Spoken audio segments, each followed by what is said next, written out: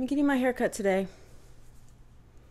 Yes, well, it needs it. Uh, I think I'm rocking the Mrs. Doubtfire hairdo, apparently. I've had several comments on that. Is it just me? Or was Prince Harry looking like he was rocking a hard hangover? I did not get up and watch the wedding like I did before with Charles and Diana. I just didn't want to. I figured I will be watching it all day long on the news, the interwebs, and the whatnots. So, I felt good about sleeping in. No regrets. Back when Diana and Charles got married, there were no 24-hour news cycles, no internet to broadcast it all day long and all that. And I was a teenager, so, I felt like I wanted to be a part of this big event, so I got up and I watched it. And then you didn't, if you were lucky, I guess you saw it somewhat on the news in the morning, but otherwise you had to wait till the evening news to see any coverage of it. So, I felt like I was ahead of the game at school.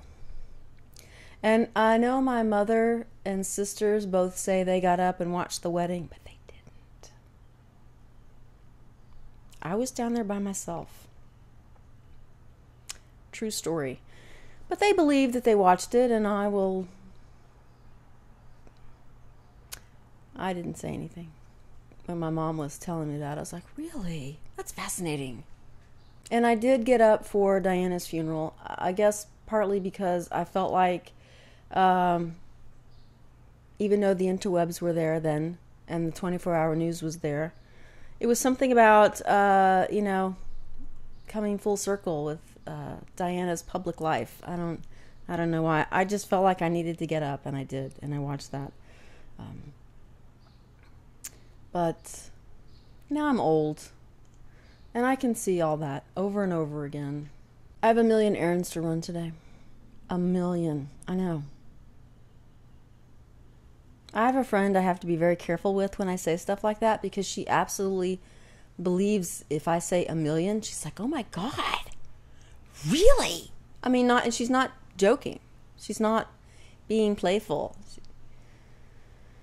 You just want to go, no, really, who could do 1 million errands in one day? Seriously. But, yeah, she doesn't believe in any slight exaggeration. So, if you say you have 100 teeth in your head, she will want to count them all. I'm working on an art piece here. I can't show you because it's not glued down. But that's all you can see. I know, right? Yeah. If I get it glued down today, I'll show you later. I got turned down for another art show. It's disappointing. It's disappointing also because you have to pay to apply to these art shows, and that's how some of these small galleries make their money. I'm fine with that. I don't really have an issue paying.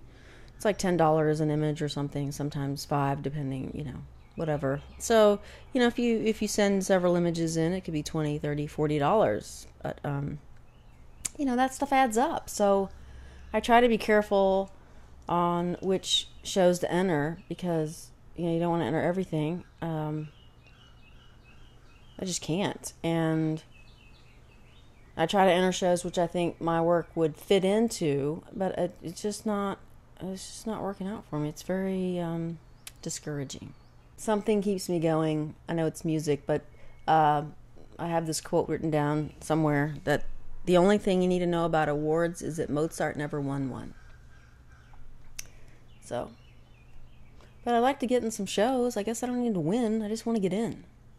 So, all right. I became a Debbie Downer. Well, I'll be back with a new hairdo, maybe. Probably just a shorter version with little differences. We'll see. I'm not going to cut it all off. I'm liking the length. Apparently, so other people do too. Nobody seems to really like the very short that I had, although I did. because it was so freaking easy. It is nice to have hair again, though. I mean, it's, I guess. It has its moments. Except when you look like Mrs. Doubtfire. It's partly the hair. I think it's partly the nose. If I had Mrs. Doubtfire glasses, I could be rocking the look pretty hard. So, I'm sure I do have some like that somewhere. I'm just not going to go dig them out right now. Bye.